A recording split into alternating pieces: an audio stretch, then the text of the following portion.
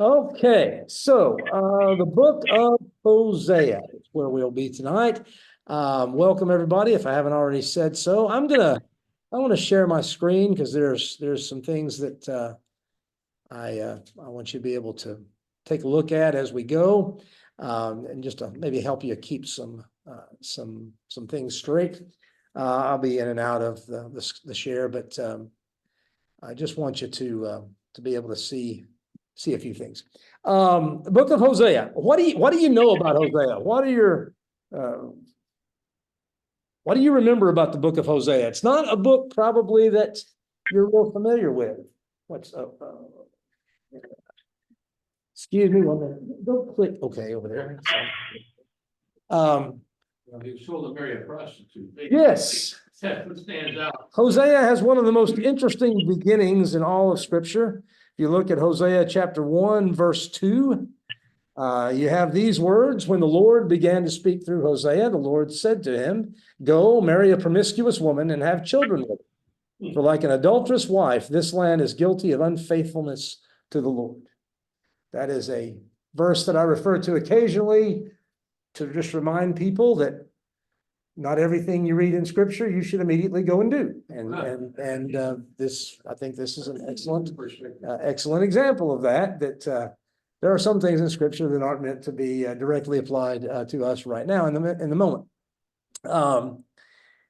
Hosea's life is his marriage is a parable in a way, a way of talking about and demonstrating that the unfaithfulness of God's people, the adultery of God's people in Israel, and so it's a powerful a parable of that. And we'll look at that a little bit in just a minute. How God calls Hosea to go and marry this woman who is promiscuous and have children with her, and the children's names all have some pretty powerful meaning behind them. There is separation and there is reconciliation, and that plays out as sort of an analogy for God's relationship with Israel and the way God feels about his relationship with his people at that moment. What else stands out to you about Hosea? Famous for the extended comparison of Israel with a child. It's one of the tenderest passages in Scripture. Hosea has these contradictions. We're going to look at what I would consider one of the darkest passages in all of Scripture, but it also has chapter 11. When Israel was a child, I loved him. And out of Egypt, I called my son. And I taught him how to walk, and I showed him this love, and now he's run from me. He's gone after the Baals. He's forgotten me. And what do I do about that? Do I let punishment come on him? But how can I do that? How can I give you up, Israel? So there's this powerful analogy in chapter 11, another family analogy, but this time of a father and his child who he loves, but he doesn't know what to do with him. He can't reach him anymore. It's what else? What else strikes you about Hosea?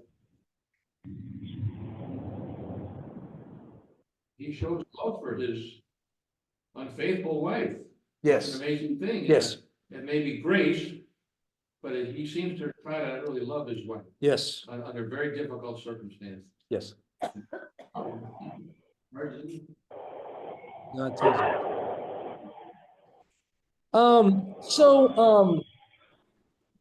Hosea is what's called a minor prophet.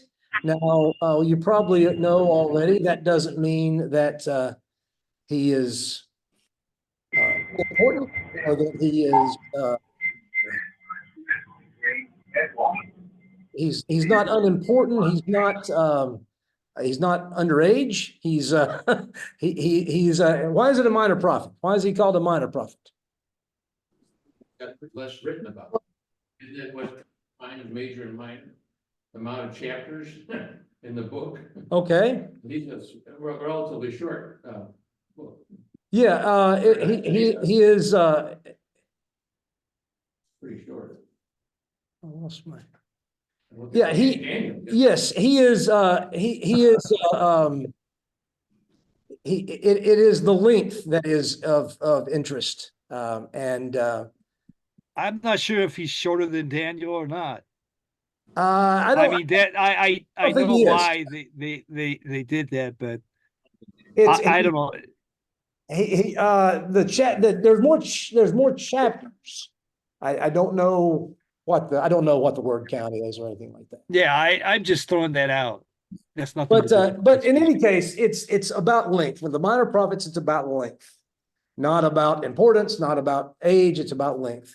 All of the minor prophets, or most of them at least, contain kind of some things in common. They all contain some first-person autobiographical stuff, like you saw in the verse we read, when the Lord began to speak through Hosea, or sorry, some third-person biographical stuff, and also some first-person biographical stuff when Hosea talks about his experiences. The third person stuff kind of suggests that these books have been, it's not just a transcription, right? These books have been shaped somewhat. There's some editing that has gone on. There is some contributions perhaps from others that have gone on. And so you sort of are looking at not just a record of a prophet's words, but also some context and some ways of sort of expanding on that. And then there's the actual prophetic messages, usually in poetry form. If you've ever noticed in a lot of modern English translations, they'll be set in sort of verse-like a verse-like way, and that's because it's poetry. And sometimes it helps us as we're interpreting the prophets to understand that they are poetry. Sometimes that can help us in sort of figuring out what's going on.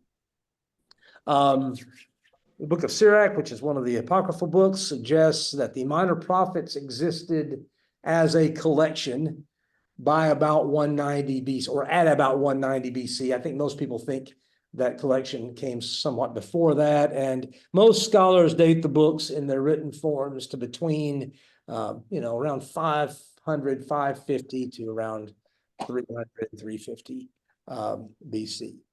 They are arranged in our Bibles today in roughly chronological order, and also there is, looks like there is some stuff about length. Probably a lot of it has to do too with how it fit best on a scroll. As you see the cabinet there in the photo, those are Old Testament scrolls in a synagogue, and there is a scroll that is called the Book of the 12. And the Book of the 12 is all of the minor prophets on one scroll. So that's the way the Jewish people divide up the text. The minor prophets all go together as the Book of the 12. So we already looked at chapters 1. We already looked at chapter 1. The sort of rough outline of Hosea, and it sort of defies categorization much more than this. But the sort of rough outline is chapters 1 through 3 talk about Hosea's marriage to Gomer and the births of their children and their reconciliation, and all of that is paralleled by God's relationship with Israel, and it's sort of in sandwich form. So you're going to have some stuff about Hosea and Gomer, and then stuff about God and Israel in the middle, and then some more stuff about Hosea and Gomer as the other piece of the bread, so to speak. So you have this sort of sandwich. And then chapters 4 through 14, you have sort of the specific charges. Here is why God has a case against Israel. And that's really what it is. You legal people would like this. It's presenting the case. This is what God has against his people. And it comes in several different forms and in several different prophecies, but this is what God has against his people. But sprinkle in there in all of the judgment, in all of the pain, there is hope. There's reconciliation sort of on the horizon, perhaps. And there's the hope that, that Israel will remember their, that God, that they are God's people.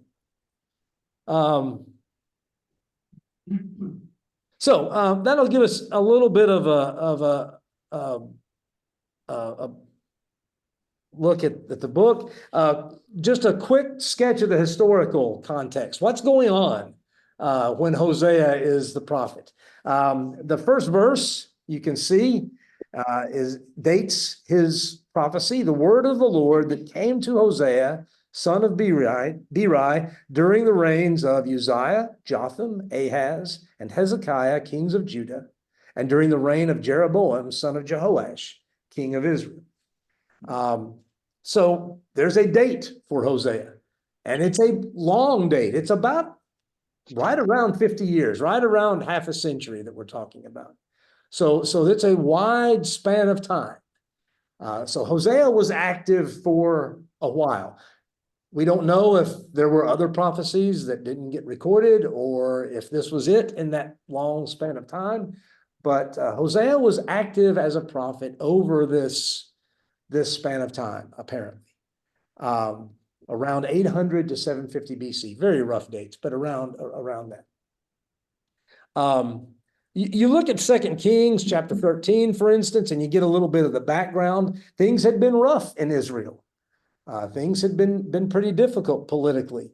But by the time of Jeroboam in the northern kingdom of Israel and Uzziah in the southern kingdom of Israel, the two kingdoms had expanded so that they were roughly at the borders of Israel when David and Solomon were the kings. So in the golden age, right, when everybody would have looked back to with starry eyes, they were almost back to that geographical presence in the world, and they were at peace. Jeroboam's father, Jehoash, we see in 2 Kings 13, had won 3 victories over Syria to reclaim some territory. And by Hosea's time, there had been peace for quite a few years and economic prosperity for quite a few years. And what does that bring sometimes when you have times of economic prosperity? What sometimes happens? Things start falling apart. Okay, things can fall apart, but I mean, some of the things that, when everybody's making money, everybody wants to make more money, right? Because there's not, there's never enough. And so everybody's wanting to make more money, and there's greed, and there's corruption, and there's privilege. You see in chapter 12, verses 7 and 8, you can turn there if you want to. Hosea 12:7. The merchant uses dishonest scales and loves to defraud. Ephraim boasts, I'm very rich. I've become wealthy. With all my wealth, they will not find in me any iniquity and sin, or sin. I'm wealthy, and the implication is I've got everything covered, right? Everything is going well, and God begs to differ about that, right? That He is going to find iniquity and sin among them. And so, so there's this wealthy have power. There sometimes when you have a wealthy class, you also have a very poor class, and the very poor class can often get marginalized and stepped on, and certainly that was the case. And they rebel. Yeah, sometimes they do. Yeah. Let's stop the sharing for a minute. So, thoughts or comments as we get ready to look at a few texts here. He's contemporary with Isaiah. Isaiah's in the south and he's in the north. He is around the same time. He's prophesying in the north. Although actually Hosea has some things to say to the south as well. He mentions Judah quite a few times, interestingly enough, but he does seem mostly concerned with the northern kingdom. Sometimes you'll see Israel, sometimes you'll see Ephraim. And Ephraim, people differ. Some people think Ephraim is especially to blame, but I think more often the tribe of Ephraim sort of stands for the whole kingdom of Israel because of their influence and their power. So sometimes when you see Ephraim mentioned, he's talking to Israel. He's talking to the nation. And yeah, mostly to the north. Other thoughts? Well, let's go back to that text in chapter 1 that we started with, where we have the Lord telling Hosea, go and marry this promiscuous woman and have children with her, for like an adulterous wife, this land is guilty of unfaithfulness to the Lord. So what do you get out of that? When God accuses Israel of being unfaithful, like an adulterous wife, what's he saying to them? We had an agreement. Okay, we had an agreement or a covenant, if you will, right? We had, It's not just. we made promises to each other, right? Yeah, it's not just that he's adopted them, but that they reciprocated in kind. They've made promises to him and adopted him as their God. I will be your God and you will be my people. That's the language that's sometimes used to describe the covenant, right? That God has made with his people. And they're not following through. You also kind of think, don't you? If there's an adulterous wife or an adulterous husband, there's somebody else, right? So it's not just Israel sort of gotten busy and they're following other gods. There's someone else in their lives that they have decided to pursue and to have this relationship with, that they are only supposed to have with their God. So verse 3, then he married Gomer, and she conceived and bore him a son. Then the Lord said to Hosea, call him Jezreel, because I'll soon punish the house of Jehu for the massacre at Jezreel, and I'll put an end to the kingdom of Israel. That's a historic note. When Ahab's dynasty lost their power, Jehu, the king that rose up and destroyed the remnants of the house of Ahab, and maybe got a little too over enthusiastic about that. and so God is calling his dynasty to account, so because Jeroboam is part of that dynasty. It may also just be a way of referring to the coming in for his dynasty, his house as well. Gomer then conceived again and gave birth to a daughter, and the Lord said to Hosea, call her Lo Ruhamah, which means not loved, for I will no longer show love to Israel, that I should at all forgive them. Yet I'll show love to Judah, and I'll save them, not by bow, sword, or battle, or by horses and horsemen, but I, the Lord their God, will save them. What do you think about that? To have God say, I don't love Israel. I'm not going to forgive them. What do you think about that? Doesn't sound like God. Doesn't sound like God. Always in the past, Okay. I'm gonna take you back. All right. I'm gonna work with you. If you'll work with me. Okay. Kind of. I mean, we all depend on God's forgiveness, right? Or do we, do we worry that, God's forgiveness is going to run out? I don't think that's what's happening here, by the way. I don't think it's that God is running out of forgiveness. I think it's that God is saying, as conditions are with the failure of Israel to keep the covenant, I'm going to choose not to intervene, not to save them. Look at the comparison, right, with Judah.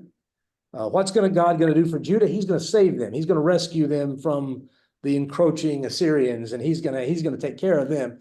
He's not going to do that for Israel. That's what he's saying. Which is bad enough. I mean, that's pretty harsh. That's plenty harsh and plenty difficult.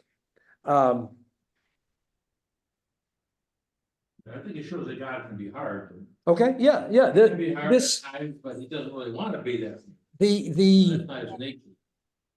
yeah, the harshness of God, that we see that in scripture sometimes. We see God at times, thankfully, he is a God of love and compassion and grace, and he makes covenants based on love and compassion and faithfulness. But he can be pushed too far, right? Things can go so far that God kind of washes his hands. And I don't think it's a way of saying that, nobody who died in Israel was going to be forgiven of their sins ever, right? I don't think that's what he's getting at. I think he just means that as a nation, Israel they've lost their place, they've lost their way, and God is not going to save them. He's not going to go out of his way to rescue them. There were a few kings in the Southern Kingdom who were very faithful, who did get rid of the idolatry. Hezekiah, Josiah. Okay, others were kind of like nominal. I mean, they didn't. How can I say? They really didn't make a mess. They didn't make too much of a change in some cases. Whereas the Northern Kingdom, the kings just they didn't care. They just like promoted idolatry all the way to the end. But and the north, you have the repetition in Kings, particularly the sin of Jeroboam, son of Nebat. It's not this Jeroboam, it's the first. There's Jeroboam the first, who was the first of the kings of Israel after the kingdom split. And he's the one who set up the golden calves at Bethel and Dan, the extreme north and south, and gave sort of as an alternative to the temple at Jerusalem. And that sin is the one that seemed to sort of stay with Israel, even when there were, the Baals were eradicated for a while, it seems like. But that the sin of Jeroboam, son of Nebat, is referred to very often as an idolatry that kept the northern kingdom sort of locked into that.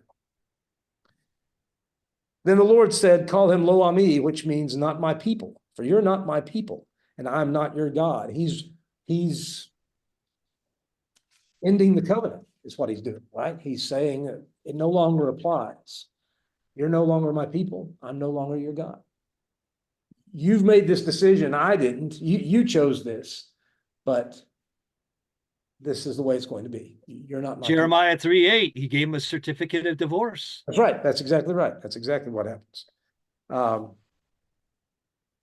Verse 10 then, yet the Israelites will be like the sand on the seashore, which cannot be measured or counted. In the place where it was said to them, you're not my people, they'll be called children of the living God. The people of Judah and the people of Israel will come together. They'll appoint one leader and will come up out of the land, for great will be the day of Jezreel. And that's a play on words, that use of Jezreel here. It alludes to God gathering and God bringing the people back to some kind of restoration. And we don't really know what that looks like, because it didn't seem to have happened in the history of Israel. After the nation ends, that's it. But as Christians, we have a hard time reading that without seeing in the one leader, right, who brings them back, the one Messiah, the one anointed one who can save all of them together. Paul quotes it in Romans and applies it to the Messianic age. Yes, which brings the question as how can Paul apply something that was specifically about the Jews and apply it to the Gentiles? And the best thing I've read was, well, God kicked them out of the covenant. God brought them back into the covenant. Therefore, like the Gentiles, you could say that the Jews were just like the Gentiles when they were thrown into slavery and then brought back into the covenant. You read the last few chapters of Romans, right? It's the chapters that most of the time we skip over, but the last few chapters of Romans has a lot to do with right, God's he's cut off some branches and he's grafted in the Gentiles. But if he can do that, then you know what he can also do? He can also graft back in those branches he's cut out. And if you're not faithful, he can cut you right back out too.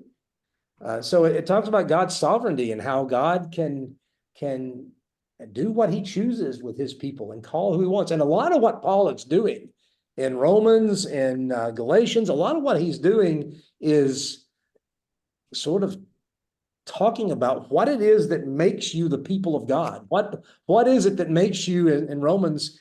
You'll hear this Sunday morning probably. In Romans, what makes you a child of Abraham? What is it that makes you a child of Abraham?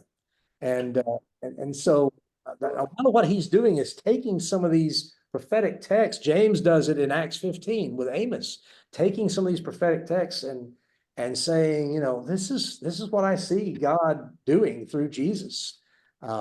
This is how I see God working through Christ to create a new people for himself, both made up of both Jews and Gentiles. So yeah, chapter 2 then sort of turns God speaking, rebuke your mother, rebuke her, for she is not my wife and I'm not her husband. And talks about let her remove the adulterous look from her face and the unfaithfulness from between her breasts. Gets kind of graphic, quite honestly. I'll strip her naked, make her as bare as on the day she was born. I'll make her like a desert, turn her into a parched land, and slay her with thirst. I will not show my love to her children, because they're the of adultery. And on. He goes, what's that? Go ahead, then. So yeah, so there's this sort of this turning as okay, we've seen Hosea, and now we're talking about God and Israel and about the ways that God is going to wall her in so that she can't find her way, so that she'll go back to her husband. She has not acknowledged, verse 8, that I was the one who gave her the grain, the new wine and the oil, who lavished on her the silver and gold, which they used for Baal. I'll stop all her celebrations, verse 11, her yearly festivals, her new moons, her Sabbath days. I'll ruin her vines and her fig trees, which she said were her pay from her lovers, make them a thicket. So you get the point, right? Israel is giving credit to other gods for the blessings God has given them. And whatever those other gods are, it doesn't matter. They've lost sight of who gives them all the good things that they have, which is not something we're immune to either, right? To forget that it's God who gives us these blessings and who does so much for us. He did that so they would return to him. Yeah. The idea is she'll remember. And it's actually quite moving in verse 14. Therefore, I'm now going to allure her. I'll lead her into the wilderness and speak tenderly to her. What's the if you see a prophet mention the wilderness, what does that do? What does that evoke for you? Wandering, right? That's where Israel first kind of met God, right? Out in the wilderness as God brought them out of Egypt and into the wilderness to wander. That's where they met him. That's where they got to know God and learned who he was and received his law and started learning how to be his people. And so I think that's whenever you see wilderness in the prophets, it's a wild place, it's a difficult place, things are going to be tough, but it's necessary and it's a good thing because maybe they'll learn, maybe they'll remember, and I'll give her back her vineyards. There she'll respond as in the days of her youth, as in the day she came up out of Egypt.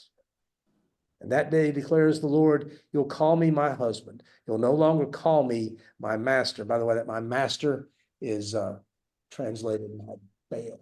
So the idea is I'm going to take the words of the names of the false gods out of your mouth and give you this new name to speak, this name of the God who loves you.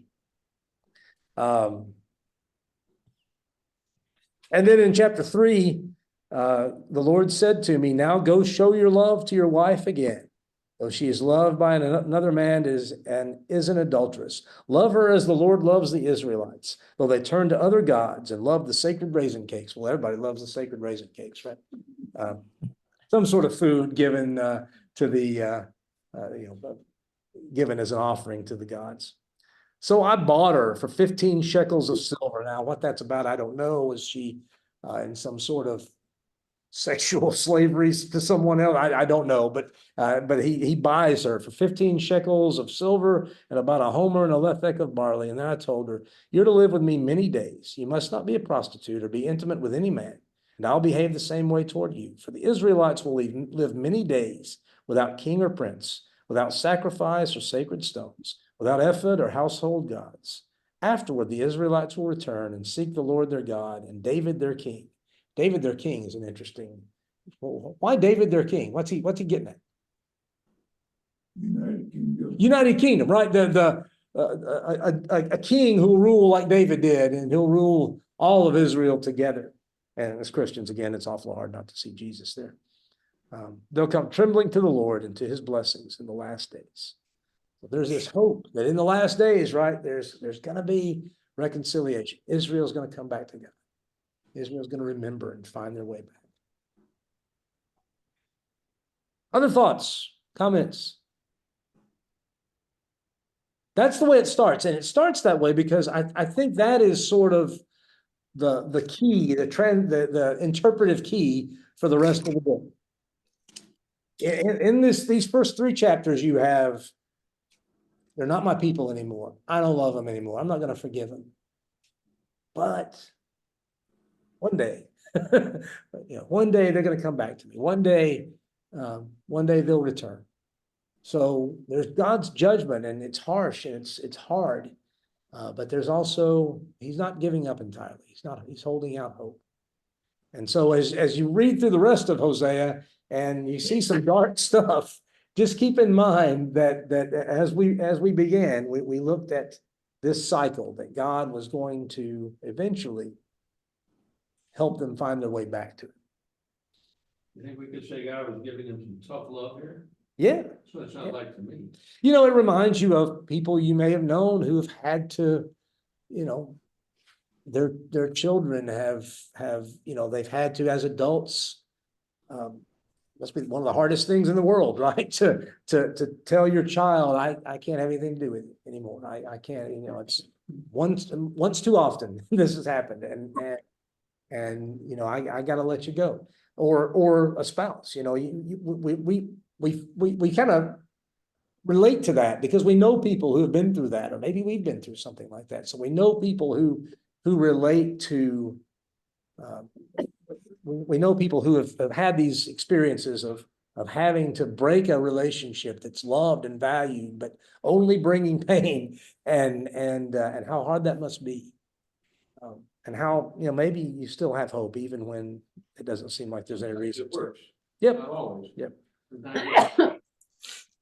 Don't come back. I know parents that have put their kids out. Don't come back. They were in the drugs and the gangs, whatever. They just put them on the street. And sometimes they came back around, but sometimes they didn't. Yep. Funny thing. So chapter 4, let's just sort of skim through chapter 4 a little bit, and you'll see, hear the word of the Lord, you Israelites, because the Lord has a charge to bring against you who live in the land. And chapter 4 is the charges. There's no faithfulness. Faithfulness meaning what? Loyalty, right? There's no love. There's no acknowledgement of God. Only cursing, lying, and murder, stealing, and adultery. They break all bounds, and bloodshed follows bloodshed. Because of this, the land dries up, and all who live in it waste away. The beasts of the field, the birds in the sky, the fish in the sea are swept away. The priests are to blame as well. The prophets, verse 6, they have rejected knowledge, and I reject you as my priests. Because you've ignored the law of your God, I'll also ignore your children. They feed on the sins of my people, verse 8, and relish their wickedness. And it'll be like people like priests. I'll punish both of them for their ways. So those who are supposed to know better, right? Those who are supposed to lead the people to God even have forgotten. There's idolatry in verse 12. There's prostitution. Prostitution gets mentioned a lot. Partially as an analogy, right? The unfaithfulness that they've shown to God as they go after other gods, but partially because it seems like there's actually still some shrine prostitution. There's some fertility cults where that kind of thing goes on still in Israel. And so, it's just this morass of ungodliness and ugliness. They sacrifice on the mountaintops, verse 13 says, and burn offerings on the hills under oak, poplar, and terebinth, where the shade is pleasant. And then you have the references to prostitution, the daughters and daughters-in-law, but I won't punish the daughters and daughters-in-law for their prostitution because the men themselves consort with harlots and sacrifice with shrine prostitutes. A people without understanding will come to ruin. Then the warning to Judah, don't go to Gilgal, don't go up to Bethaven. Bethaven is Bethel probably, but it's a house of wickedness, I think, is the sort of play on words here. House of wickedness. So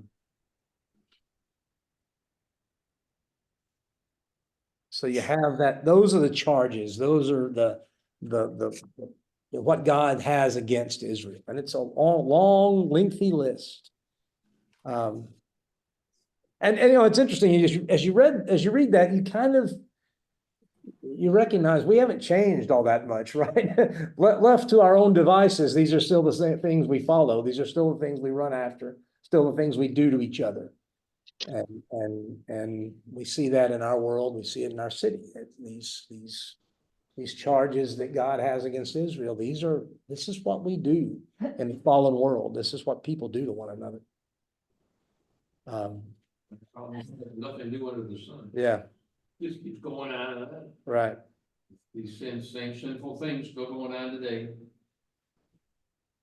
Indeed. So let's turn to chapter 6, unless there's other comments. Well, the prophets speak a lot about idolatry. And although I would say, okay, certainly we don't have little wooden statues overlaid with silver or gold, in our households, but there's other ways of practicing idolatry. I mean, where's our faith? I just simply say, not to say that, well, hey, I'm not practicing idolatry. Okay, so I'm reading the prophets, I'm reading the oracles. I'm not practicing idolatry. I don't have an idol in my house, but yet, I say, well, ask the question, where's our faith today?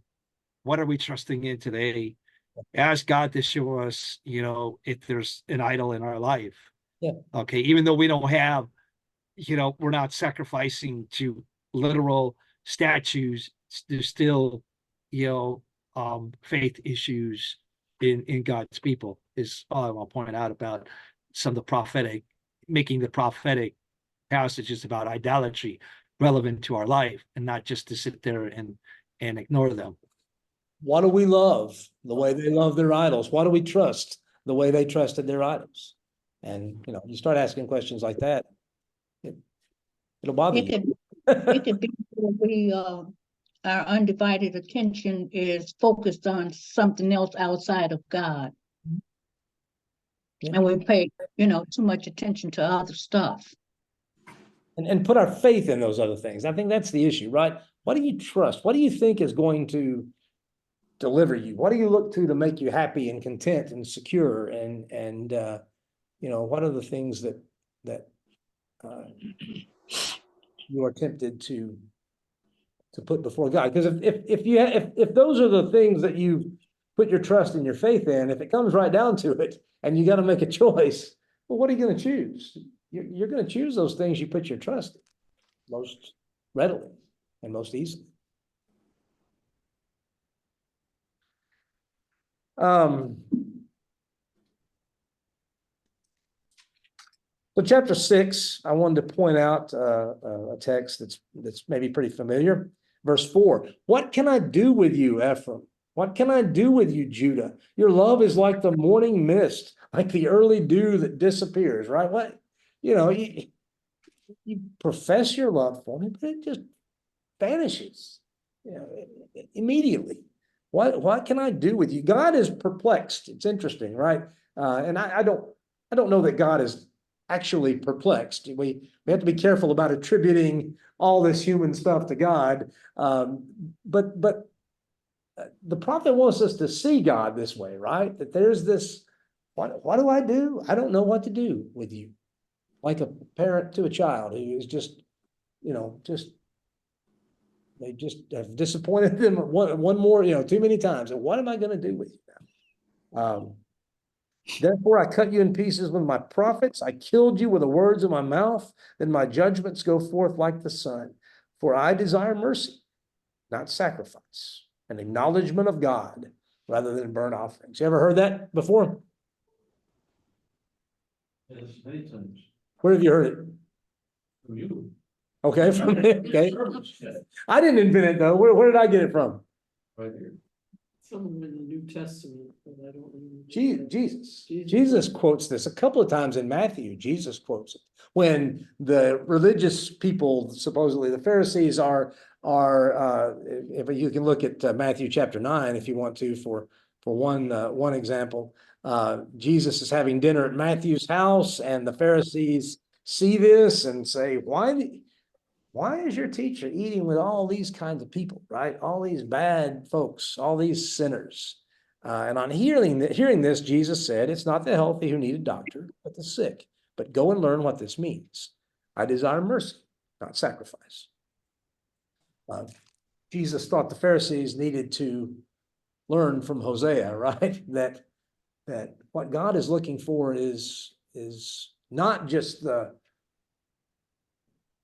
sort of the trappings and the motions of faith, but is looking for compassion that sort of filters out into all your relationships and all through society. And that's one of the things that's missing in Israel, God says in chapter 4, is compassion and love and faithfulness to one another. And Jesus thinks that's missing in the Pharisees too. Same in Matthew 12. I think it's when the disciples are eating from picking grain in the fields on the Sabbath and rubbing it between their hands and eating the kernels. They're working on the Sabbath, somebody says, and Jesus says, if you knew what Hosea meant when he said, I desire mercy, not sacrifice, you wouldn't have condemned the innocent.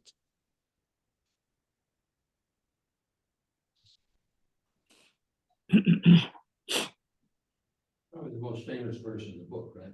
One of them, yeah. Quoted the most. And it's sure easy, isn't it, to think, to get into the mindset of, well, I do my time at church. I do the things that that God, wants me to do. And then I can sort of lay low the rest of the week. I don't, and God isn't that interested in acts of worship that don't come out of a desire to worship with your life and worship in your relationships and the way that you treat the people around you.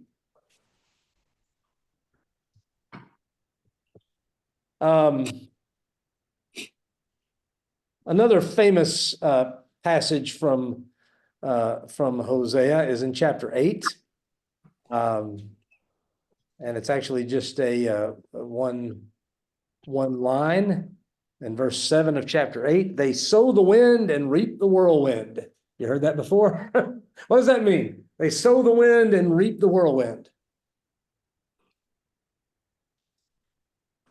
Those are wild oats kind of thing. Okay, Like a young person, like, I'm just gonna go out and let go, you know, we just graduated college or something.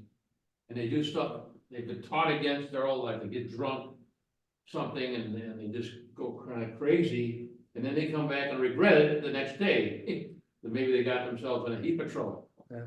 You know, so that's kind of the idea I get from it. I guess we're getting back to something worse. yeah, exactly. They're, you know, whatever they're doing, their actions, that have forgotten God, their adulterous actions, are bringing something upon them that's far worse. They sowed the wind, just the wind, right? It's just a little breeze, but what they're getting back is this whirlwind that's going to destroy them and tear them apart, and as a nation, and they don't understand. And it's this idol worship that he's talking about here.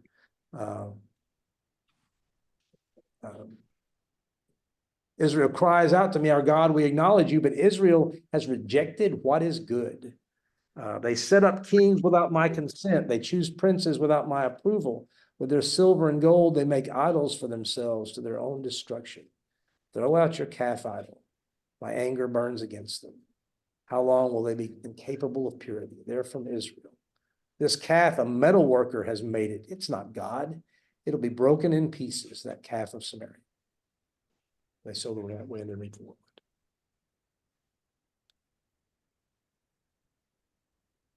Let's see what time we got. Oh, it's just about 5 minutes. That's what. Yes, the calf idols. Yep. Yep. That sin of Jeroboam stuck with them.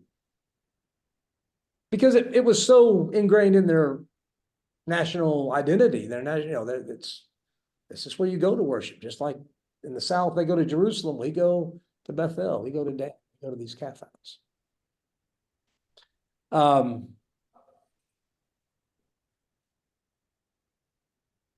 Well, let's end with chapter 11. There's a lot we could look at. Paul quotes chapter 13, verse 14, but he quotes it in an interesting sort of way. Actually, let me show you that real quick. It's kind of interesting. No, we're not going to get into that. Never mind. But Paul quotes chapter 13, verse 14, where, O death, is your sting? Where, O death, is your victory, is what Paul says. It's actually a little different in Hosea. In Hosea 13, 14, okay, I'm going to show it to you because it is interesting. It's in Hosea 13, 14, it has to do with it's not as positive as it is for Paul, which is an interesting thing. I can't ever find this on here.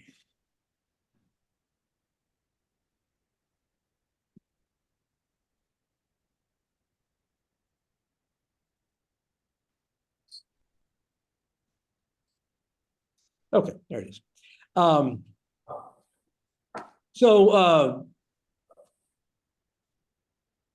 Verse 13, in the NIV, it's, I will deliver this people from the power of the grave. I'll redeem them from death. Where, O death, are your plagues? Where, O grave is your destruction? I'll have no compassion. The New Living Translation is a little different. Look at the New Living Translation. Should I ransom them from the grave? Should I redeem them from death? And the implied answer is what? No. No. O death, bring on your terrors. O grave, bring on your plagues, for I will not take pity on them. And I'll just say about that, it's a big old mess of we're not sure about the Hebrew.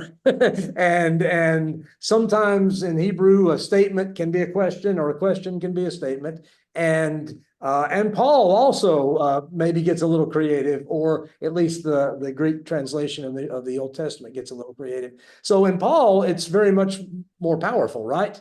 Or more positive. It's, the resurrection, the Christ resurrection means, oh death, where's your power? It's gone. It's broken in Christ. But in Hosea, there's a little more ambiguity there, and he may very well be saying, and actually it fits a little better in the context that he's actually saying, should I should I redeem them? Should I save them? No, bring it on, death. Come on. And that's pretty dark. But let's end with chapter 11, God's grace. We mentioned it already, but let's just go and look at these verses. Chapter 11, verse 1. When Israel was a child, I loved him, and out of Egypt I called my son. That's, of course, also quoted by Matthew, right? To talk about Jesus going to Egypt as a sort of a prophecy of Jesus going to Egypt. Here it's a historical reference.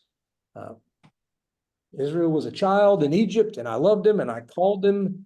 But the more they were called, the more they went away from me. They sacrificed to the Baals, and they burned incense to images. It was I who taught Ephraim to walk, taking them by the arms, but they did not realize it was I who healed them. I led them with cords of human kindness, with ties of love. To them I was like one who lifts a little child to the cheek, and I bent down to feed them. Will they not return to Egypt, and will not Assyria rule over them, because they refuse to repent? Sword will flash in their cities. My people are determined to turn from me. Verse 7. But then verse 8, how can I give you up, Ephraim? How can I hand you over, Israel? How can I treat you like Admah? How can I make you like Zeboim? Extra credit if you know what Admah and Zeboim are. That's a deep cut. That's destroyed at the same time Sodom and Gomorrah were destroyed, but they hardly even mentioned, and probably that's why he chose these two as opposed to Sodom and Gomorrah, who at least we know their names. How can I dismiss you like that? My heart is changed within me. All my compassion is aroused. I will not carry out my fierce anger, nor will I devastate Ephraim again, for I am God and not a man, the Holy One among you. I will not come against their cities. They'll follow the Lord. He'll roar like a lion. When he roars, his children will come trembling from the west. They'll come from Egypt, trembling like sparrows, from Assyria, fluttering like doves. I'll settle them in their homes, declares the Lord. Well, there's that tension, right? God is angry and he's hurt, and the covenant has been broken, but it doesn't change his love, his grace. And as Christians, of course, that's our hope in the gospel, that God has called, and wherever we are, when God calls, you can come, and he'll settle you in your home. He'll give you a place, and that's what he does for us in Jesus.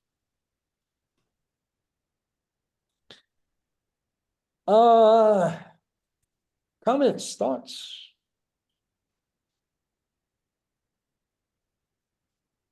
If you've got ideas on how to, do this better, in succeeding books of the prophets, I'm sure happy to hear.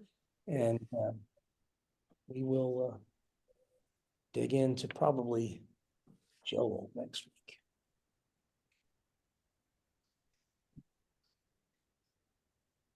Good to see everyone. Good night, guys. Nice to Nice see you too. Thank you. Good night, everybody. We might actually do Isaiah next week. On that one. Isaiah.